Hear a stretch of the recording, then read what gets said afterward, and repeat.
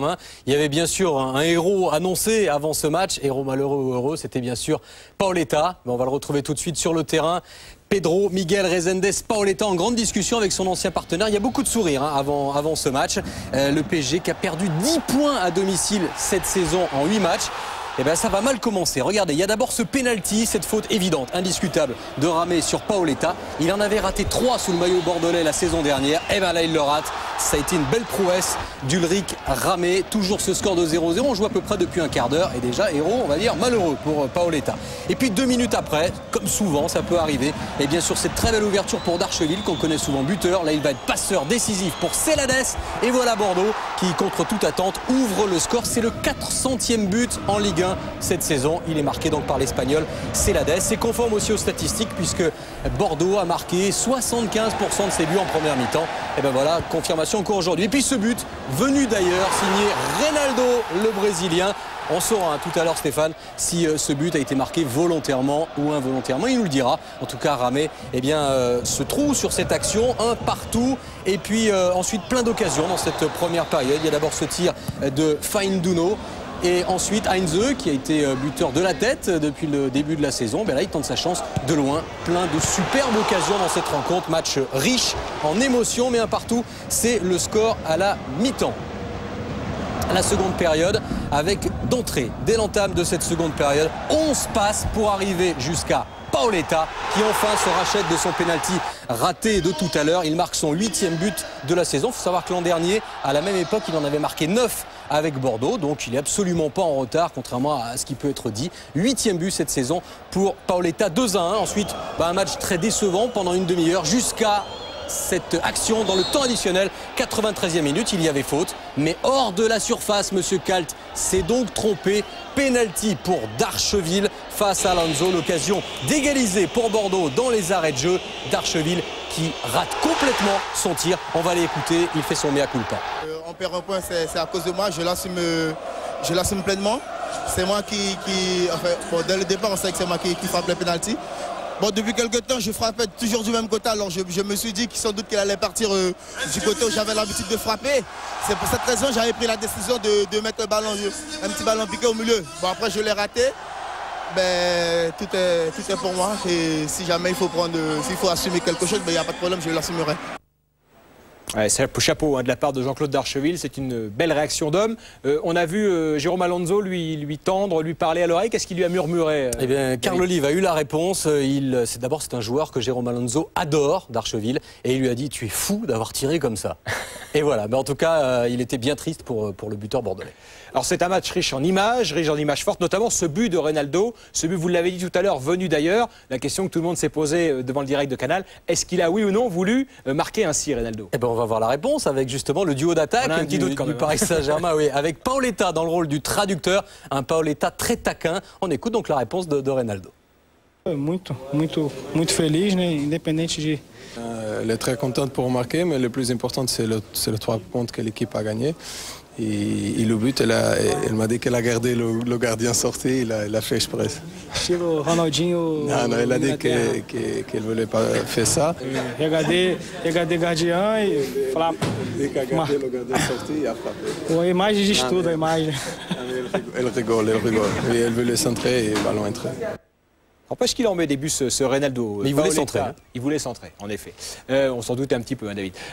Paoletta traducteur, Paoletta buteur, Paoletta tireur malheureux de tir au but. Il a été en tous les cas le héros attendu et le héros convaincu de ce match. Donc logique de lui donner la parole une dernière fois, effectivement. Simplement, on lui a demandé à quoi il a bien pu penser après avoir raté son penalty. Et puis après, quand il a marqué. Écoutez-le, en famille. C'est difficile, c'est trop difficile quand tu arrêtes un penalty contre ton ancienne équipe et après il te marque un but tout de suite, ça te fait trop mal. Mais le foot c'est comme ça, c'est nécessaire gagner d'énergie pour faire ce que j'ai fait après. Que c'est marquer le deuxième but, ça m'a donné confiance, ça m'a donné de gros plaisirs et pour que je me sente bien ce soir. Et pourtant on n'a pas vu beaucoup votre plaisir sur le but marqué. Non, c'est impossible que j'ai fait la fête contre Bordeaux. J'ai passé 3 belles années là-bas. j'ai fait beaucoup d'amis, cette club va rester toute ma vie et mon corps. Et c'est impossible, c'est la fête. Je suis content pour gagner, mais je ne vais pas faire la fête sur le terrain. André, c'est lui qui est toujours derrière moi avec ma femme et ma notre fille Daniel. Et je sais qu'aujourd'hui, elles sont contentes. Il a fait un bon match, papa? Oui.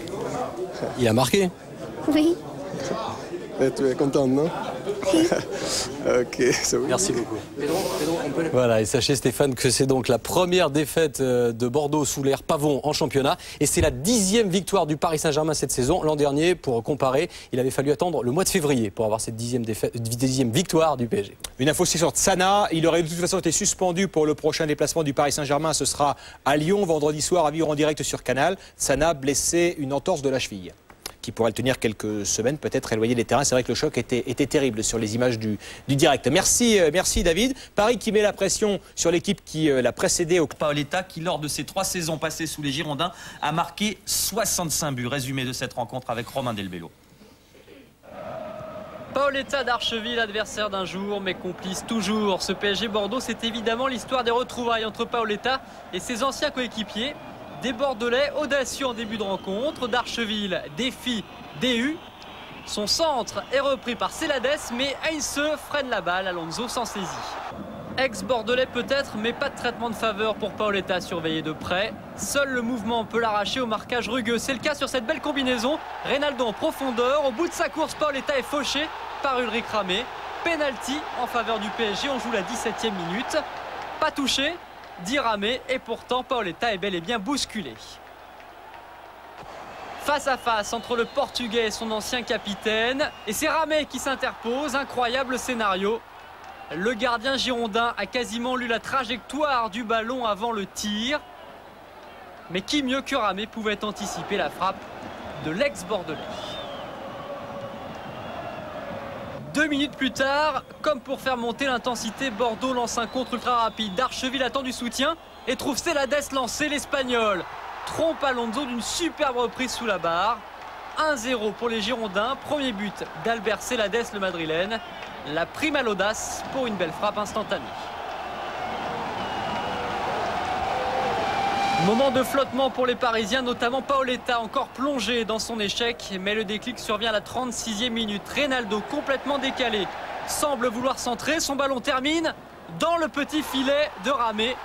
Un but exceptionnel, pas forcément volontaire, mais qui remet Paris en confiance. Un partout, réussite totale pour le Brésilien, qui signe son 6e but en championnat, le plus inattendu. C'est vrai que le vent m'a bien aidé. Le ballon volait et grâce à Dieu, j'ai marqué pour le PSG.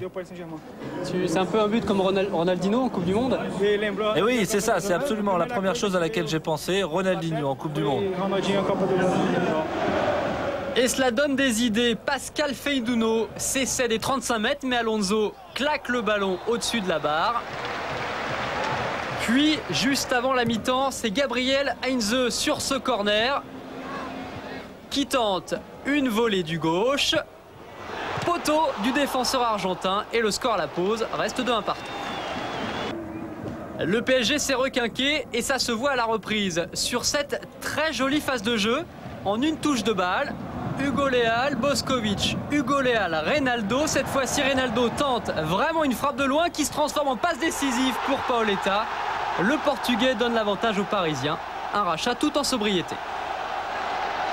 Depuis le début du match, j'ai lu le pénalty un peu difficile pour moi, mais bon, c'est bizarre de jouer contre des anciens.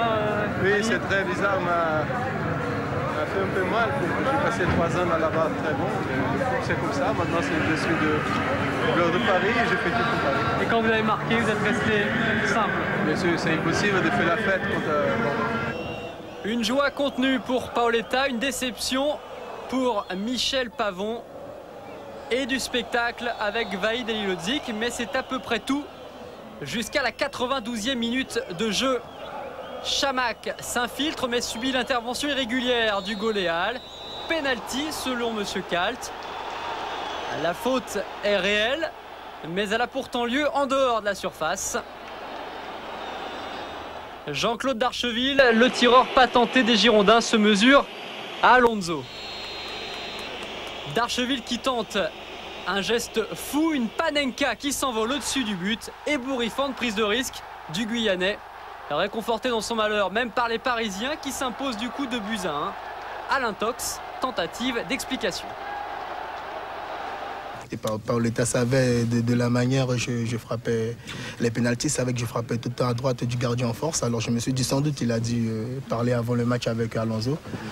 C'est pour cette raison qu'il avait pris la décision de mettre une balle pique au milieu. Mais bon, après maintenant, je l'ai raté. Comme j'ai dit à mes partenaires et aux dirigeants, le point du match nul, il est pour moi ce soir. On a essayé de lui inventer un truc et puis bon, apparemment, si lui-même le dit, c'est vrai qu'à partir du moment où un joueur qui pose le ballon, s'il est un peu hésitant, il y a plus de chances pour moi. Donc là, il a tenté un coup de folie. C'est les artistes, hein, c'est comme ça. Des fois, il leur passe par la tête des trucs qu'on comprend pas trop, mais bon. Moi, j'aurais préféré qu'il le tire en force, même s'il le rate. C'est pas un problème. Le rater, comme je l'ai dit, il n'y a que ceux qui le tirent pas qui les ratent pas. Vous le regrettez, Jean-Claude? Attends, on vient de perdre un peu au Parc des Princes, on fait un bon match, je rate un penalty d'une manière où je pique, vous voulez pas que je regrette. C'est normal que je regrette, mais comme j'ai pu le dire, tout ce que je fais, j'ai toujours l'habitude d'assumer, je l'assumerai. Et le PSG de son côté assure 4 victoires, 2 nuls lors des 6 dernières journées. Et ouais, histoire de pénalty, car d'habitude, Darcheville frappe en force. Exactement. Vous savez que cette mésaventure, Pascal, est arrivée à Vaïd Lodzik. En 84-85 avec Nantes, il avait raté une panenka. Il l'a expliqué hier en conférence de presse. Et c'est une panenka qui a coûté le titre de champion à Nantes. Écoutez Vaïd, au micro de Romain Delbello. Je l'ai tenté 3-4 fois. Une fois j'ai raté, 3 fois j'ai marqué. Et une fois j'ai raté qui peut-être coûtait place de champion. Et je sais, je suis malheureux, j'ai encore boule vis-à-vis ça, vis-à-vis mes coéquipiers. Contre Marseille, on a terminé 2e derrière Bordeaux. Et bien j'ai raté, je peux vous dire, même maintenant après décennies, j'ai encore boule vis-à-vis ça parce que c'est manque flagrant respect vis-à-vis les coéquipiers. C'était vraiment une panenka. Oui, il a contrôlé sur la poitrine, oui. Ah ben oui, on peut rigoler maintenant, mais je dis que quand on parle de ça, j'ai encore le boule énorme. Hein.